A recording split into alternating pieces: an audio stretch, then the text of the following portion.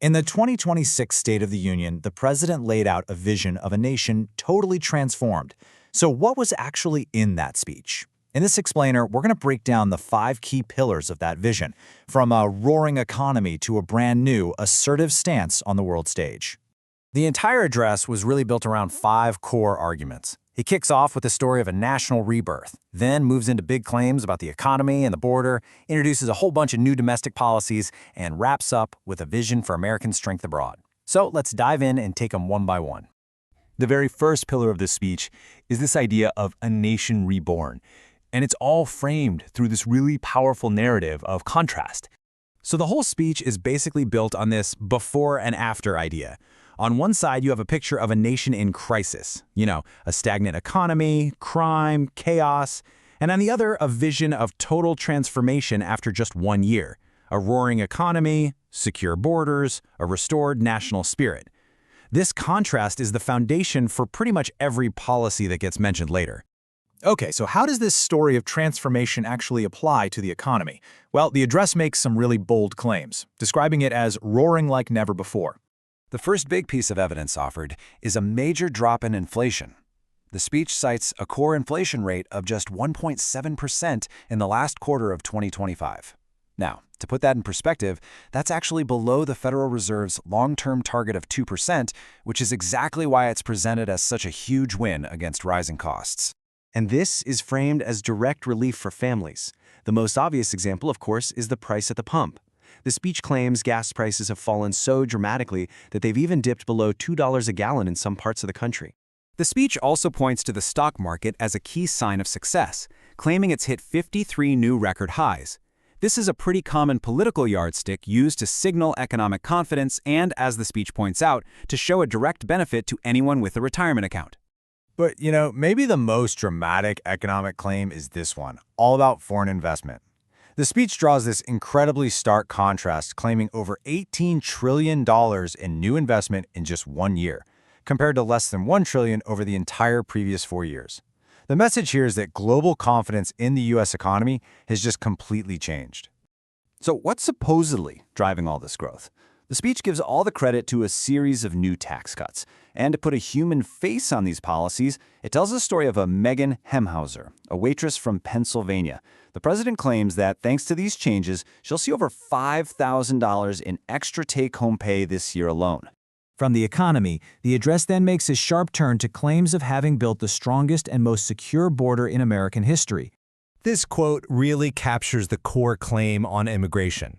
The speech uses the term illegal aliens, which is, a very specific legal and political phrase, to argue that unauthorized entries have been completely stopped. It then makes it clear that legal immigration will continue, but only for those seen as being a benefit to the country. To try and build support for new laws, the speech really leans into these emotional, personal stories. Take the proposed Delilah Law, for instance, named after a 5-year-old girl. The whole point of the policy is to stop any state from giving commercial driver's licenses to people without legal immigration status. And this gets us to a really crucial rhetorical strategy in the speech, directly connecting a person's immigration status with violent crime. The tragic story of Elizabeth Medina and her mother is used to make that link really explicit and to justify a call for what the speech describes as record deportations. Okay, next, the address shifts gears again, this time to lay out a bunch of new domestic policy proposals. These are aimed right at American citizens and cover everything from healthcare and savings to social issues. Now, on healthcare, the speech proposes a pretty radical change. The Great Healthcare Plan is based on a really simple, disruptive idea. Cut out the insurance companies. The plan would stop government payments to insurers and instead just give that money directly to people to buy their own plans. And the healthcare plan was just the beginning. A whole host of other domestic initiatives were announced. The proposals were really wide-ranging, including a program to lower drug prices, which was brought to life by the story of Catherine Rayner, as well as new tax-free investment accounts for kids, and even a ban to stop big investment firms from buying up single-family homes. The speech also waded into some pretty contentious social territory. By telling the story of Sage Blair and her mother, the president called for a nationwide law that would require parents to consent to any gender-affirming care for minors. And for the final section, the speech zooms out to focus on America's role and its strength on the world stage, painting a picture of decisive action and restored respect. The foreign policy part of the speech opens with a monumental claim that the administration successfully negotiated an end to 8 different global conflicts, all within its first 10 months. And as you can see, the list spans conflicts across Asia, Africa, and the Middle East, presenting a picture of incredibly widespread, effective diplomacy. Shifting from diplomacy to direct action, the address then details a military strike called Operation Midnight Hammer. This operation, as it's described in the speech, was an attack specifically designed to dismantle and completely eliminate Iran's nuclear weapons program. This quote pretty much serves as the definitive final word on the administration's policy towards Iran. It frames the issue as a non-negotiable red line. The speech also claims a major shift in our alliances. It points to a big diplomatic victory in getting NATO allies to agree to raise their defense spending commitment from that long-standing target of 2% of GDP all the way up to a new target of 5%. I mean, that would be a fundamental change in who pays for the alliance. And the whole speech wraps up on this very sweeping historical note.